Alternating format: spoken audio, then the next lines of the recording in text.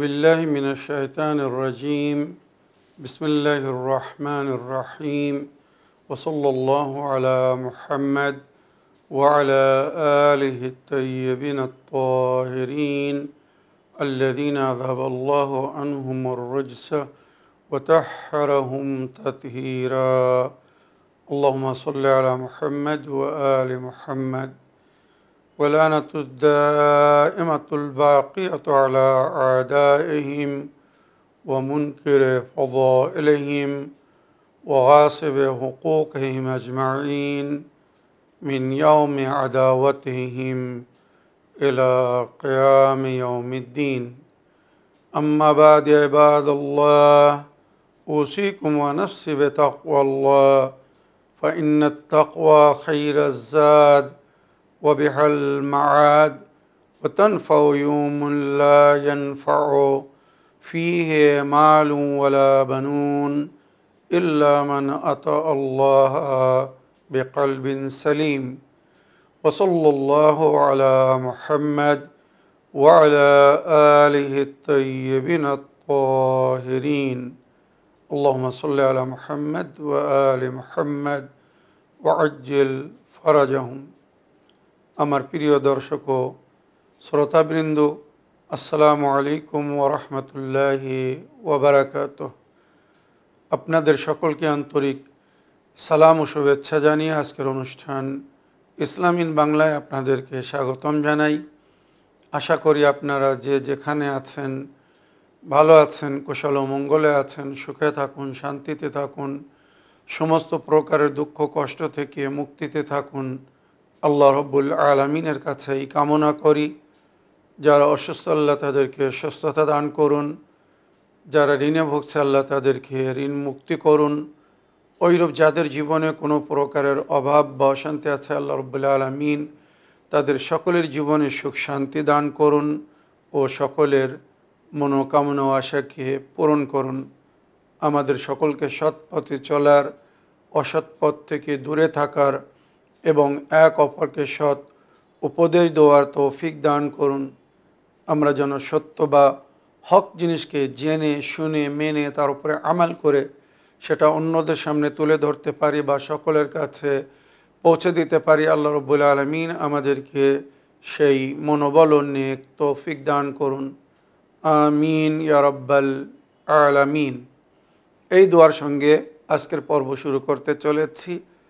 বিনা কোনো ভূমিকায় সরাসরি আপনাদের পাঠানো পেন্ডিং প্রশ্নের উত্তর দিতে চাই। তাই আসুন দেখি কোথা থেকে কে কি জানতে চাচ্ছেন। আসসালামু আলাইকুম ওয়া রাহমাতুল্লাহি ওয়া বারাকাতুহু। হুজুর, আমি মুর্শিদাবাদ থেকে আলিয়া বলছি। আশা করি আল্লাহর রহমতে ভালো আছেন। হুজুর, আমার একটা প্রশ্ন। সূরা বাকারা আয়াত নম্বর 233, এই আয়াতের একটু ব্যাখ্যা করবেন।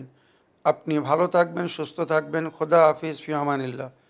ওয়ালাইকুম আসসালাম ওয়া রাহমাতুল্লাহি ওয়া বারাকাতুহু।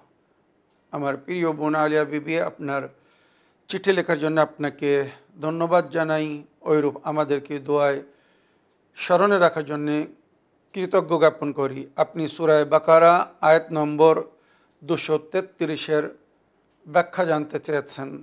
উক্ত আয়াতে আল্লাহ রব্বুল আলামিন সন্তানকে, শিশুদেরকে কতদিন দুধ পান করাতে হবে, কে পান করাবে, তার ব্যবস্থাপনা কিভাবে হবে, এর সমস্ত বিশ্লেষণ বা ডিটেলস এই আয়াতের মধ্যে বয়ান হয়েছে। তাই আমি আপনার সঙ্গে সঙ্গে আমার সমস্ত মা বোন ভাবি সবাইকে বলবো, আপনারা মন দিয়ে এগুলো শুনুন। ওইরূপ আমার ভাই, চাচা বা বন্ধুদেরকে, সমস্ত পুরুষদেরকে যারা পিতা হয়েছে বা পিতা হওয়ার ইচ্ছা আছে, সন্তানের বাপ হওয়া সহজ নয়, কিছু দায়িত্ব আছে যেগুলো পালন করতে হবে। ওইরূপ সন্তানের মা হওয়া সহজ নয়, কিছু কর্তব্য আছে সেগুলোকে সঠিকভাবে পালন করতে হবে।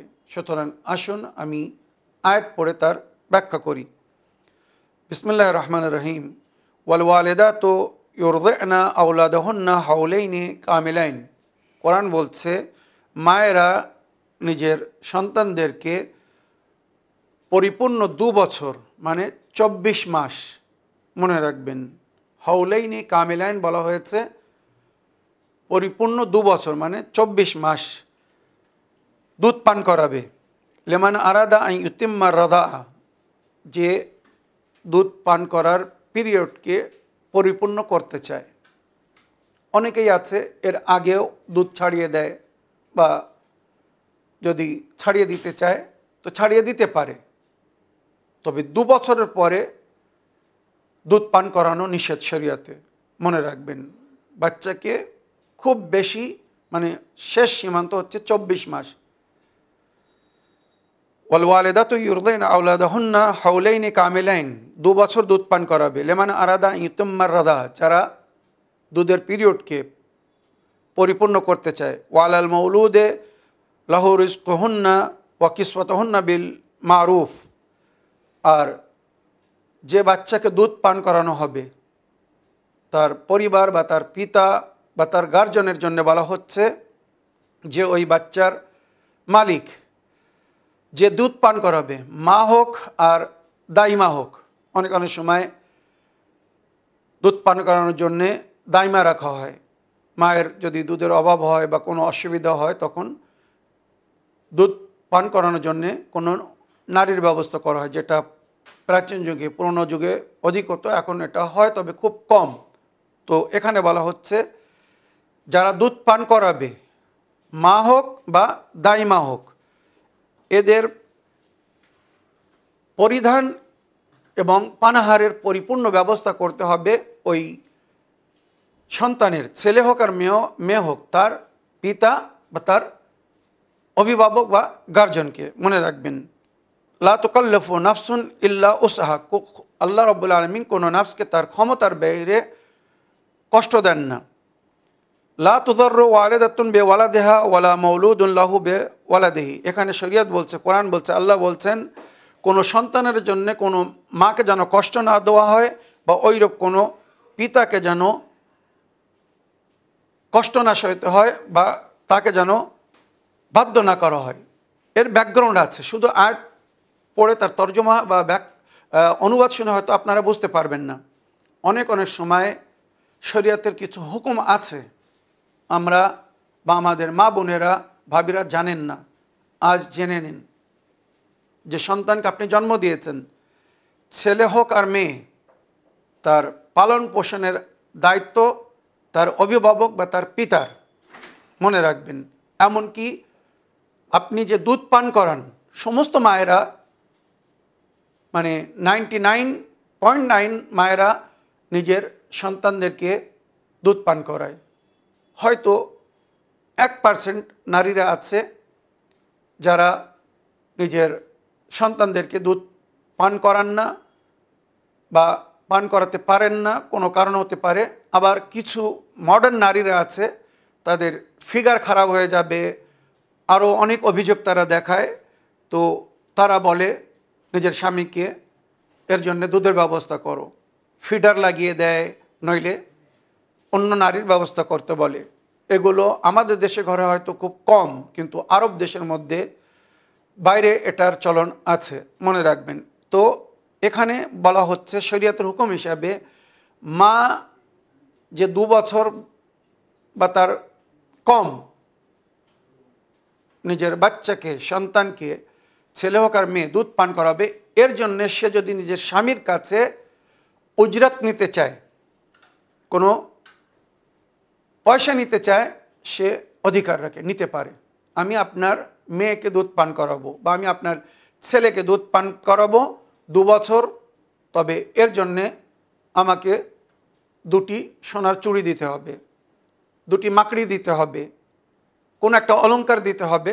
এগুলো অনেক সময় আদর করে, আবদার করে, ভালোবাসার মাধ্যমে চাওয়া হয়। আর এগুলো আমাদের দেশে তো আমি শুনিনি কোনো নারী নিজের স্বামীর কাছে দাবি করে যে আমি তোমার ছেলে, মানে সে তারও ছেলে, দুধ পান করানোর জন্যে আমাকে পয়সা দিতে হবে বা অলংকার দিতে হবে। কিন্তু এগুলো আরব দেশে, পারস্যের দেশে এগুলো হয়ে থাকে, কেন তারা শরীয়তের হুকুম জানে যে এটা পিতার দায়িত্ব বা গার্জিয়ানের দায়িত্ব।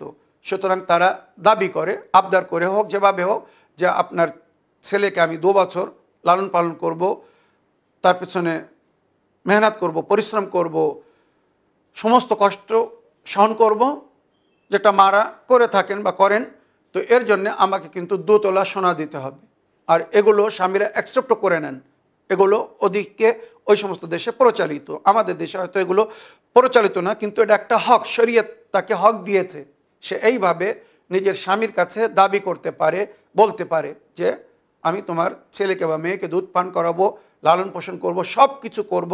কত কষ্ট সহিত হয় মাদেরকে আপনারা জানেন, 2 বছর বা যতদিন বাচ্চারা বড় না হয়ে যায়। তো তার পরিবর্তে যদি নিজের স্বামীর কাছে আবদার করে কোনো দাবি করে বা কোনো কিছু চায়, তো স্বামীদের ওপরে এটাকে ফরজ করা হয়েছে, সুন্নত না, ফরজ সেটাকে পুরো করা, তাকে দোয়া, মনে রাখবেন। তো এই জন্য এখানে বলা হচ্ছে যে মেয়েরা যেন, মানে মায়েরা, বউরা নিজের স্বামীর কাছে অধিক দাবি না করে যেটা সে পুরো করতে পারবে না। যদি অধিক দাবি করে তো পিতা ক্ষতিগ্রস্ত হবে। ওইরূপ মা বা দাইমা যে দুধ পান করাচ্ছে, তার একটা মেহনতের হক তাকে দিতে হবে। সেটা যদি না দেওয়া হয় তো এটা তার সঙ্গে অন্যায় হবে, অবিচার হবে। তাই কোরআন বলছে মাকে সন্তানের জন্য যেন ক্ষতিগ্রস্ত না করা হয় বা না হয়, ওইরূপ পিতাকে যেন ক্ষতিগ্রস্ত না হতে হয়।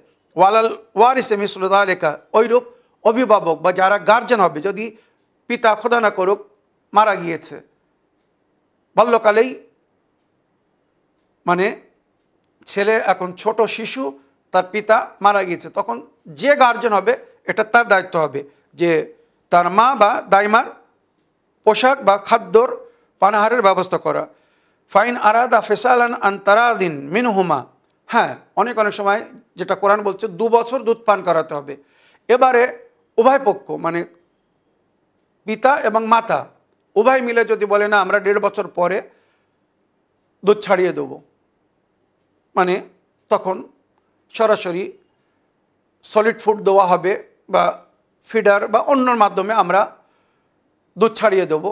তো এটা যদি উভয় পক্ষ চায়, মানে মা এবং বাপ দুজনেই মিলে যদি করতে চায়, করতে পারে। ফাইন আরাদা ফেসালান আনতারাদিন মিনহুমা ওয়া তাশাউরিন, আপোষে সালাম মাশওয়ারা করে, পরামর্শ করে যদি দুধ ছাড়িয়ে দিতে চায়, ফালা জুনাহ আলাইহিমা, তো এদের উপরে কোনো গুনাহ নেই, এরা দুধ ছাড়িয়ে দিতে পারে। ওয়া ইন আরাদতুম আন তাস্তারজিউ আওলাদাকুম, এখানে বলা হচ্ছে যদি কোনো পিতা তার সন্তানকে মায়ের দুধ না দিয়ে কোনো দাইমার দুধ পান করাতে চায়, কোনো আলাদা নারীর ব্যবস্থা করতে চায়, তো এটা করতে পারে। ইন আরাদতুম আন তাস্তারজিউ আওলাদাকুম, তোমরা যদি নিজের বাচ্চাদেরকে অন্য কারোর মাধ্যমে দুধ পান করাতে চাও, মানে দাইমার মাধ্যমে, ফালা জুনাহ আলাইকুম, তো তোমাদের উপরে কোনো দোষ নেই, কোনো গুনাহ নেই। এদা সাল্লামতুম, এখানে বলা হচ্ছে যদি তোমরা নিজের বাচ্চাদেরকে দুধ পান করানোর জন্য কারোর অধীনে দিয়ে দাও, মানে দাইমাদের অধীনে দিয়ে দাও। এদা সাল্লামতুম আতাইতুম বিল মারুফ, তো তখন তাদের সঙ্গে যে একটা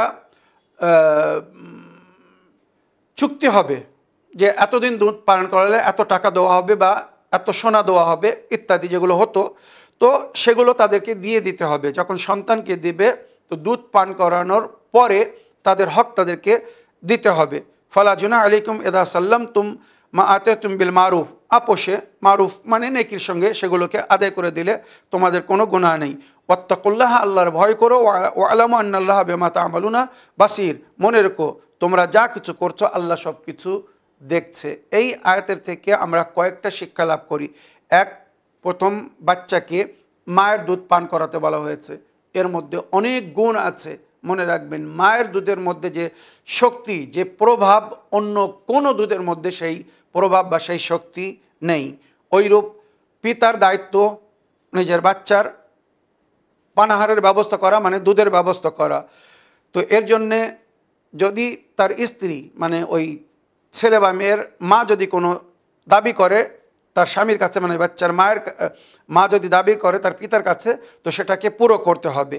আর 2 বছর দুধ পান করানোর একটা যে পিরিয়ড, এর থেকে যদি কিছু কম করতে চায় আপোষে পরামর্শ করে, তো কম করতে পারে, তার আগে দুধ ছাড়িয়ে দিতে পারে। আর যদি প্রয়োজনে দাইমার ব্যবস্থা করতে হয়, তো তার সঙ্গে একটি চুক্তি করতে হবে কতদিন দুধ পান করাবে না করাবে, আর তার জন্য সে কত নেবে না নেবে। আর মা এবং দাইমা উভয়ের পানাহারের, ভালো পানাহারের ব্যবস্থা করতে বলা হয়েছে এবং পোশাকেরও ব্যবস্থা করতে বলা হয়েছে। ভালো পানাহার দিতে হবে যাতে বুকে দুধ আসে অধিক থেকে অধিক, আর বাচ্চা যেন মায়ের দুধ পান করে, মানে তার জন্য যেন যথেষ্ট হয়ে যায়, বা সে যেন সন্তুষ্ট হয়ে যায়, সে তার পেট যেন ভরে যায়। অনেক অনেক সময়ে যেগুলো আমাদের সমাজে অন্যায় অবিচার আমরা শুনছি, দেখছি, নিজের বউকে ভালো পানাহার দিচ্ছে না, আবার ছেলে কাঁদলে বউকে বকছে, দুধ পান করাচ্ছে না কেন, দেখছো না খিদে লাগছে। একবার মায়ের কষ্টকে স্বামীরা দেখছে না, স্ত্রীর কষ্টকে স্বামীরা দেখছে না। মনে রাখবেন, শরীয়ত বলেছে স্ত্রী তোমার জীবনসাথী, তোমার পোশাকের মতো, তোমার শরীরের একটি অংশের মতো মনে করো। যেমন তুমি কষ্ট পাও, ওইরূপ সেও কষ্ট পায়, তার কষ্টের অনুভব করো পরিপূর্ণভাবে। যেমন তোমরা নিজের খেয়াল রাখো, তারও খেয়াল রাখো, তার পরিপূর্ণ এবং পুষ্টিকর পানাহারের ব্যবস্থা করো। আর ওইরূপ যখন সে মা হবে, তো তার পানাহারের এবং পরিধানের পরিপূর্ণ খেয়াল করো, যাতে সে নিজের বাচ্চাকে সঠিকভাবে পানাহার দিতে পারে, দুধ দিতে পারে, বা তার প্রয়োজনকে পুরো করতে পারে। আর মায়েরা যে বাচ্চাদের জন্য কষ্ট সহে, সূরা আহকাফের আয়াত নম্বর 15-র মধ্যে যার জিকির হয়েছে, খুব কষ্ট বা বেদনা লাগে যখন সন্তান বড় হয়ে ওই মায়ের সঙ্গে দুর্ব্যবহার করে, যে মা কত রাত ওই সন্তানের জন্যে না ঘুমিয়ে কাটিয়েছে, বাচ্চা পেশাব করে দিয়েছে, মা ওই ভিজে বিছানার উপরে শুয়ে থাকে আর নিজের বাচ্চার পোশাক বদলে দেয়, কাপড় বদলে দেয়, শুকনো কাপড়ের উপরে রাখে, নিজে না খেয়ে বাচ্চাকে খাওয়ায়, নিজে ভালো না পরে বাচ্চাকে পড়ায়। কত কষ্ট মায়েরা করে। পিতা নিজের মনো ইচ্ছা পুরো করে না, আপ্রান্ত চেষ্টা করে যেভাবে হোক কিছু সঞ্চয় করে, আয় করে নিজের বাচ্চাদের প্রয়োজনকে পুরো করার জন্যে। মাতা পিতা কত কষ্ট করেন নিজের সন্তানদের জন্য, আর সেই সন্তান যদি বড় হয়ে মা বাপের সঙ্গে দুর্ব্যবহার করে, বিশেষ করে যেটা অধিকাংশ বিয়ের পরে হয়ে থাকে, তখন ওই মাতা পিতা নিজের মনকে বোঝাতে পারে না। অনেক অনেক সময় এমন মাতা পিতাদেরকে আমরা দেখেছি, শুনেছি, যারা বাচ্চাদের দোয়া, কষ্ট বা যন্ত্রণা সইতে না পেরে বলে, আল্লাহ এর চেয়ে তো যদি আমাকে নিঃসন্তান রাখতে, যদি সন্তান না দিতে তো মঙ্গল ছিল। এই সমস্ত সন্তানরা সিধে নরকে যাবে, বিনা হিসাবে নরকে যাবে। যেমন কিছু লোকেরা বিনা হিসাব জান্নাতে যাবে, যারা মা বাপের কথা মেনে চলে, সম্মান করে, তাদের খেয়াল করে। ওইরূপ কিছুরা আছে যারা বিনা হিসাব, আল্লাহ তাদের দাঁড় করাবে না, সিধে হুকুম দেবে এদেরকে নরকে ফেলে দাও। কেননা এরা নিজের জান্নাতকে, মা জান্নাত, আল জান্নাত তাহতা আকদামিল উম্মাহাত, মাদের কদমের নিচে জান্নাত রাখা হয়েছে। সেই জান্নাতকে যদি কেউ অস্বীকার করে, সেই জান্নাতকে যদি কেউ ঘৃণা করে, তাকে যদি বাড়ি থেকে তাড়িয়ে দেয়, তো সে কোন জান্নাতে যাবে? রাদাল্লাহ ফি রাদাকিয়া উম্মি, মা যদি রাজি তো আল্লাহ রাজি, আর যদি মা নারাজ হয়ে যায় তার থেকে আল্লাহ রাজি হবেন না। আশা করি আপনারা এর থেকে শিক্ষা লাভ করেছেন। এবারে একটি অডিও প্লে করি, দেখি কোথা থেকে কে কি বলতে চাচ্ছেন। আসসালামু আলাইকুম। আমি আবারও প্রশ্ন রাখলাম, বীরভূম থেকে আঞ্জলি বলছি। ভাইজান, আপনি কিছুদিন আগে আকিকার জন্যই বলেছিলেন, হয়তো আমিও কিছু প্রশ্ন রেখেছিলাম। আমি তো প্রশ্নের উত্তরকে খুব খুশি হই। আর এই সকালে তো কোথাও যায় না ভাইজান, কোরআন নিয়ে বসে পড়ি, মনে মনে কোরআন পড়ি আর আপনার প্রশ্নের উত্তর শুনি। তার ভাইজান, আমার প্রশ্ন হলো, প্রশ্ন মানে আমি বলছি যে আপনি আকিকার জন্য বলেছিলেন, তা আপনাকে এর আগেও বলেছি যে ওর আব্বা তো ইন্তেকাল হয়েছে আর আমার সঙ্গে কোনো সম্পর্ক ছিল না। যাই হোক, তো আমি ওনার নামেও আকিকা দিয়েছি, ছেলে দুটোর নামেও দিয়েছি, আমার নামেও দিয়েছি, 7টা যেটা ভাগ হয়ে যেইভাবে। তা ভাইজান, আপনি যেইভাবে বলেছিলেন আমি সেইভাবেই আকিকা দিয়েছি। আমি এতটুকু মাংস বাড়িতে রাখি নাই, সব বিলিয়ে দিয়েছি। তা আমার ছেলেদের নাম তো, বড় ছেলের নাম ছিল রাজেশ, আমি ওর রাজেশের বদলে আমি ওর নাম রেখেছি আবু মোহাম্মদ। আর ছোট ছেলের নাম ছিল রাকেশ, তা আমি ওর নামটা আলামিন রেখেছি ভাইজান। আপনাকে জিজ্ঞাসা না করে নাম দুটো রেখেছি ভাইজান, আমি আপনাকে খুব মেনে চলি। তো ভাইজান, তাহলে আমার এই নাম দুটো কি রাখা ঠিক হলো? হয়তো আপনাকে জিজ্ঞাসা করে নামটা রাখলে ভালো হতো। আর ওর আব্বুর নাম আসিফ শেখ, আর ছেলে দুটোর আব্বুর নাম আসিফ শেখ আর আমার নাম আঞ্জু বিবি। তাহলে নামগুলো একটু বলবেন কি ঠিক আছে কি না ভাইজান? আর আকিকাটা তো দিয়েছি ভাইজান, হ্যাঁ হয়তো আগে দিতে পারিনি, তখন সমর্থ ঠিক ছিল না। এখন আপনি বললেন সেই হিসেবে আমি বললাম না, পয়সা বাড়িতে রেখে তো আমার কোনো লাভ নেই, আকিকাটা দিয়ে দিলে হয়তো কোন দিন আল্লাহর ডাক হবে চলে যেতে হবে, আকিকাটা হয়তো দেওয়া হবে না। তার জন্য আমি আকিকাটা দিয়েছি ভাইজান। আল্লাহ রসুলের কাছে দোয়া করবেন আমার ওই আকিকা যেন কবুল হয়ে যায়। খুদা হাফিজ ভাইজান। ওয়ালাইকুম আসসালাম ওরহমতুল্লাহি ওবরাকাত। আমার প্রিয় বোন বা আপা, আপনার ভয়েসমেলের জন্য আপনাকে ধন্যবাদ জানাই। আপনি যেভাবে আকিকা দিয়েছেন বা নিজের ছেলেদের যে নাম পরিবর্তন করেছেন, ইসলামিক নাম রেখেছেন, সুন্দর রেখেছেন, কোনো অসুবিধে নেই। আল্লাহ রব্বুল আলমিন আপনার স্বামীকে স্বর্গবাসী করুন, কবরের সমস্ত শাস্তি বা আযাব থেকে মুক্তিদান করুন, আর আপনার ছায়া বা ছামা আপনার সন্তানদের উপরে আল্লাহ বাকি রাখুন, আপনাকে দীর্ঘজীবী করুন এবং আপনার সন্তানদেরকেও আল্লাহ দীর্ঘজীবী করুন। তারা শিক্ষা লাভ করে সুশিক্ষায় শিক্ষিত হয়ে নিজের পরিবারের নামকে যেন উজ্জ্বল করতে পারে, তারা ভালো কাজ করে আয় করে আপনার যেন খেয়াল করতে পারে, নিজের পিতার জন্য যেন নেকি করতে পারে। তাদের জন্য আল্লাহর কাছে নেক ও মঙ্গল কামনা করি। যেভাবে আকিকা দিয়েছেন কোনো অসুবিধে নেই, আর নামও যেটা রেখেছেন ঠিক আছে, কোনো অসুবিধে নেই। আশা করি আপনার প্রশ্নে আপনি উত্তর পেয়েছেন। আর একটা অডিও প্লে করি, দেখি কোথা থেকে কে কি বলতে চাচ্ছেন। আসসালামু আলাইকুম। আমি শরীফ শেখ বলছি, কলকাতা নিউটাউন থেকে। আশা করি ভালো আছেন, আল্লাহ ভালো রাখুক। চ্যানেল উইন এখন অনেক জনপ্রিয় হতেছে, নতুন নতুন মানুষ প্রশ্ন পাঠাচ্ছে, খুব ভালো লাগছে। আমার প্রশ্ন হচ্ছে, মেন্সের সময় বিয়ে হলো, মেন্সের সময় বিয়ে হলো, সেই সময় গর্ভে যে সন্তান এলো, সেই সন্তানের পরিচয় কি হবে? দ্বিতীয় প্রশ্ন হচ্ছে, মানুষ হচ্ছে অপবিত্র, যখন জন্ম হলো তখনও অপবিত্র এবং সারা জীবন মানুষ তার অপবিত্র হয়ে থাকে এবং নিজেকে নিজে পবিত্র করতে হয়। সেই পবিত্র কিভাবে হবে, কি করলে নিজেকে পবিত্র রাখা যাবে, এই নিয়ে একটা এপিসোড করার জন্য আমার অনুরোধ রইল চ্যানেল উইনের কাছে। চ্যানেল উইনের মাওলানা এক্সপার্ট মাওলানা রেজা সাহেব। মানুষ কি করলে সত্য পথে প্রতিষ্ঠিত হবে এবং কি কি করলে আর কি কি মানলে আর কি কি বাদ দিলে নিজেকে পবিত্র রাখা যাবে, এই নিয়ে এপিসোড একটা করার জন্য অনুরোধ রইল।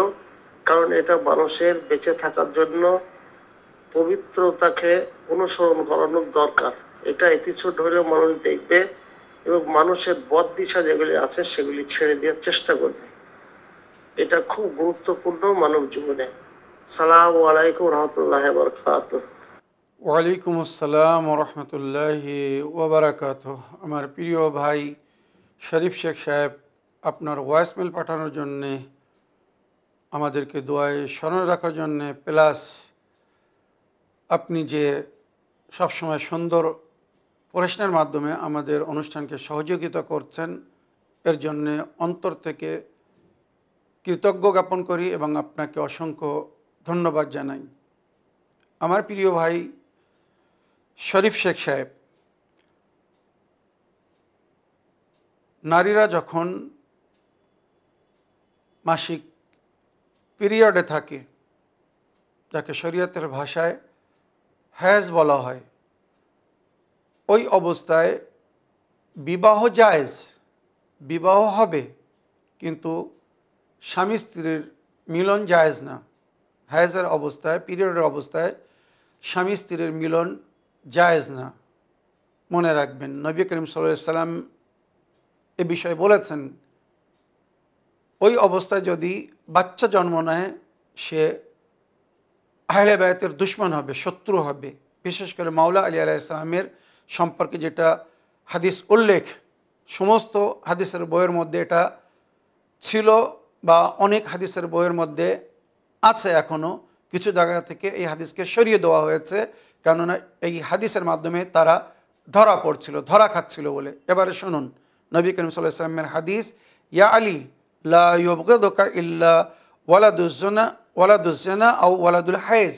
আয় আলী, তোমার সঙ্গে শত্রুতা করবে না, কিন্তু সেই ছেলে, সেই সন্তান যে অবৈধ হবে, জারজ সন্তান হবে। ওয়ালাদুজ্জানা মানে জেনার মাধ্যমে যার জন্ম হবে, আও ওয়ালাদুল হায়েজ বা হায়েজের অবস্থায়, পিরিয়ডের সময় যদি তার জন্মের সূত্রপাত হয়, তো ওই সন্তান কখনো তোমাকে ভালোবাসবে না।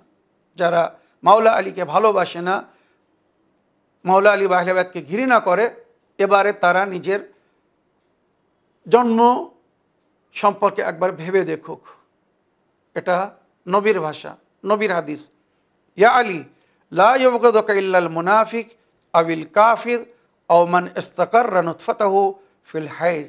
আয় আলী, তোমার ঘৃণা করবে না, তোমার সঙ্গে শত্রুতা করবে না, তোমার দুশমন হবে না, কিন্তু ওই ব্যক্তি যে মুনাফিক তোমার সঙ্গে শত্রুতা করবে, তোমার নফরত করবে, ঘৃণা করবে, তোমার দুশমন হবে। আবিল কাফির বা যারা অবিশ্বাসী, কুফরের অন্তর্ভুক্ত, তারা তোমাকে ভালোবাসবে না, তোমার দুশমন হবে বা তোমার শত্রু হবে। আর তৃতীয়, মান ইস্তাকাররা নুতফাতাহু ফিল হায়েজ, যার নুতফা মানে বীর্য তার মায়ের গর্ভে স্থান পেয়েছিল হায়েজের অবস্থায়, যার সূত্রপাত হয়েছিল হায়েজের অবস্থায়, ওই সন্তান কখনো তোমাকে ভালোবাসবে না,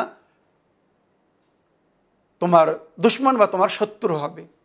এই হাদিস কিন্তু আইনা তাদের জন্যে যারা হযরত আলীকে বা আহলে বায়তকে ভালোবাসে না। এবারে আপনার বাকি প্রশ্নের উত্তরে আমি বলবো যে কি করলে পবিত্রতা মেনটেন করা যাবে বা নিজেকে পাক পবিত্র রাখা যাবে। মনে রাখবেন, এ বিষয়ে শরিয়ত বা নবীর দিন আমাদেরকে যেটা বলছে, সর্বপ্রথম নাজিস আর হারাম খানে সে বচনা है। নাজিস এবং হারাম খাওয়া থেকে দূরে থাকতে হবে। নাজিস এবং হারাম খেলে শারীরিক অপবিত্রতার সঙ্গে সঙ্গে আমাদের রূহ কিন্তু নাপাক হয়ে যায়, মন কালো হয়ে যায়, তখন ভালো কথা শুনতে ভালো লাগে না। আহলে বায়তের মায়া মহব্বত ভালোবাসা আমাদের অন্তরে স্থান পাবে না, তাদের মূল্যবান বাণী শিক্ষা আমাদের অন্তরে জায়গা পাবে না যদি আমাদের শরীর বা আমাদের রূহ নাপাক হয়। কারণ এটা আল্লাহর ওয়াদা, ইন্নামা ইউরিদুল্লাহু লিইয়ুযহিবা আনকুম রিজসা আহলিল বাইত ওয়া ইউতাহহিরাকুম তাতহীরা।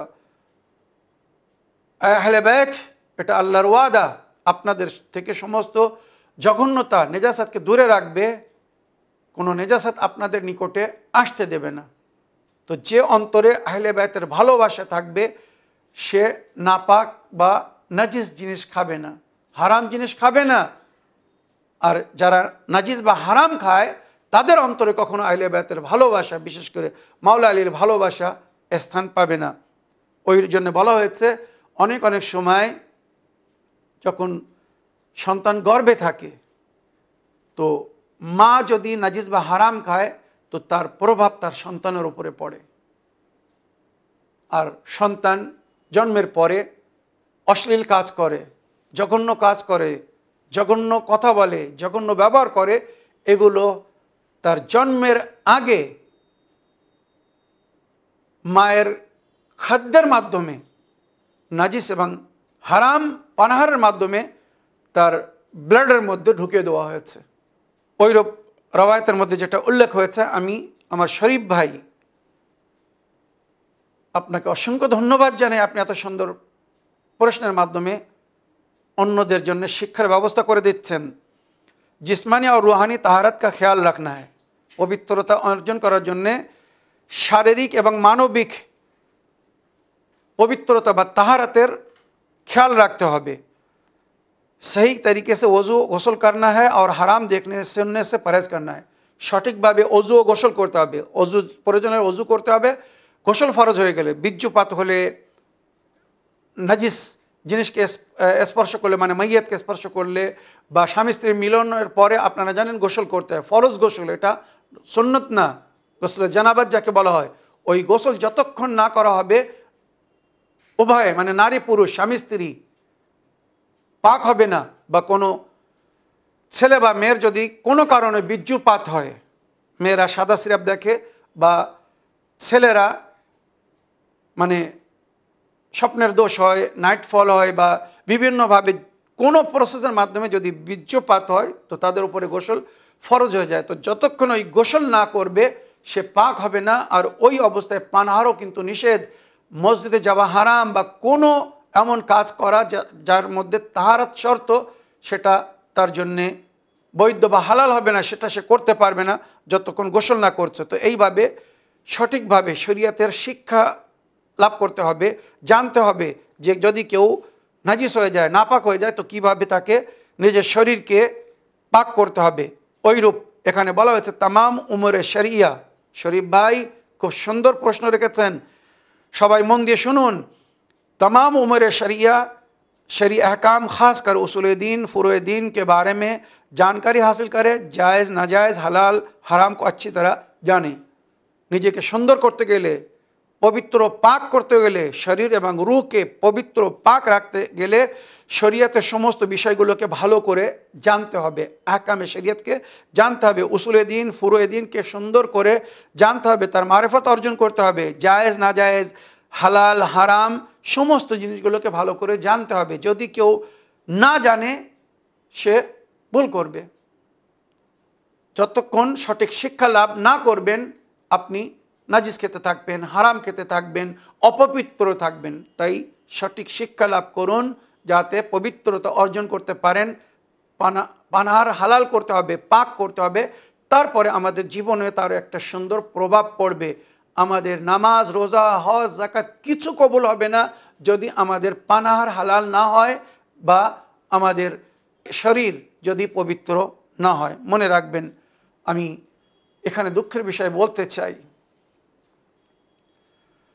উম্মতে মুসলিমার অধিকরা বিনা সংকোচে নাজিস হারাম খাচ্ছে, কিন্তু তারা জানে না যে আমরা নাজিস খাচ্ছি, হারাম খাচ্ছি।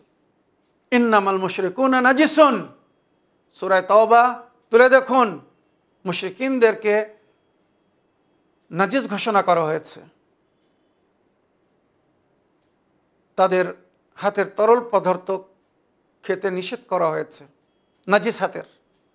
তো এরা আপনাদেরকে সঠিক শিক্ষা কি করে দেবে?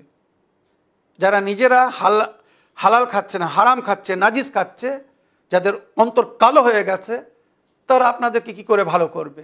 তো সঠিক জায়গা থেকে সঠিক শিক্ষা লাভ করুন, হালাল হারামকে মেনে চলুন, নিজের নাফসকে পাক করুন, তাহলেই স্পিরিচুয়াল পাওয়ার বৃদ্ধি পাবে। আর এর মাধ্যমে নেকি বা সৎ কাজ করার সুযোগ পাবেন, অন্যায় থেকে দূরে থাকতে পারবেন, শয়তান নিকটে আসবে না, আল্লাহর রহমতের ফেরেশতারা সহযোগিতা করবে, মদত করবে নেক পথের পথিক হয়ে চলার জন্যে। কিন্তু যারা উল্টো করে, নাজিস বা আরাম খায়, রহমতের ফেরেশতারা তার থেকে দূরে চলে যায়, কারণ তার শরীর থেকে একটা দুর্গন্ধ আসে, যেটা হয়তো আমরা অনুভব করি না, কিন্তু ফেরেশতারা ওই জিনিসটা অনুভব করে, তাদের থেকে দূরে চলে যায়। শয়তান তাদের ওপরে কবজা জমিয়ে নেয়, আর শয়তান নিজের ইচ্ছা মতো চালায়, তখন তারা ভুল পথে চলে, আরও গলত কাজ করতে থাকে, হারাম বা অবৈধ কাজে লিপ্ত হয়ে যায়। তাই সব সময় নিজের পানাহারকে হালাল রাখুন এবং শারীরিক এবং মানবিক পবিত্রতাকে मेंटेन করার চেষ্টা করুন।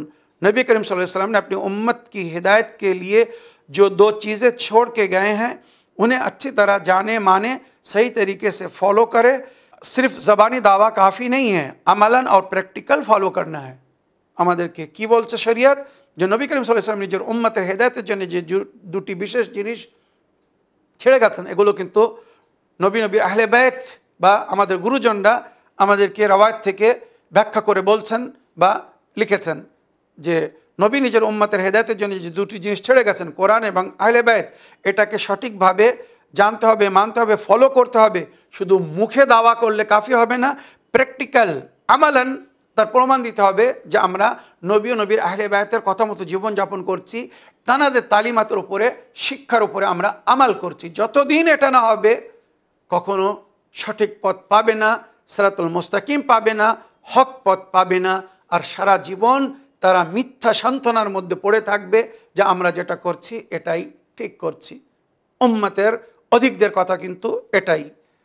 কুল ইন কুনতুম তুহিব্বুনাল্লাহ ফাত্তাবিউনি, নবী করিম সাল্লাল্লাহু আলাইহি ওয়াসাল্লাম কোরআনের এই আয়াত পড়ে বারবার নিজের উম্মতকে বলেছিলেন বা বলতেন, যদি তোমরা সত্যি আল্লাহকে ভালোবাসো তো আমার ইত্তেবা করো, আমি যেটা বলছি সেটা মানো। আর নবী বলছেন, মাসালু আহলে বাইতি কামাসালে সাফিনাতে নূহ, আমার আহলে বাইতের উদাহরণ নূহ নবীর তরির মতো, মানে রাকে বাহা নাজা ওয়া মান তাখাল্লাফা আনহা ফাগারিকা ওয়া হাওয়া, যে এই তরিতে সওয়ার হবে সেই নেজাত পাবে, আর এই তরিকে যে ছেড়ে দেবে সে ডুবে যাবে।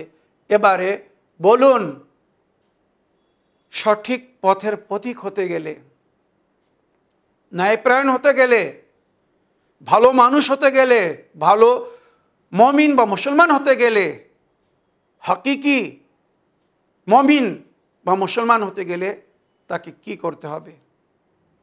নবীর কথা অনুযায়ী তাকে কোরআন এবং আহলে বাইতকে ফলো করতে হবে, নেজাতের তরিতে সওয়ার হতে হবে, আহলে বাইতের কথা মতো জীবনযাপন করতে হবে, আর তাদের যারা দুশমন ছিল বা শত্রু ছিল তাদের থেকে বিরত থাকতে হবে, তাদের থেকে দূরে থাকতে হবে। আশা করি উম্মতের হেদায়েতের জন্যে যথেষ্ট। এই বলে আমার আজকের বক্তব্য এখানে শেষ করলাম। ওয়া আখিরু দাওয়ানা আলহামদুলিল্লাহি রাব্বিল আলামিন, ওয়াসসালামু আলাইকুম ওয়া রাহমাতুল্লাহি ওয়া বারাকাতুহু।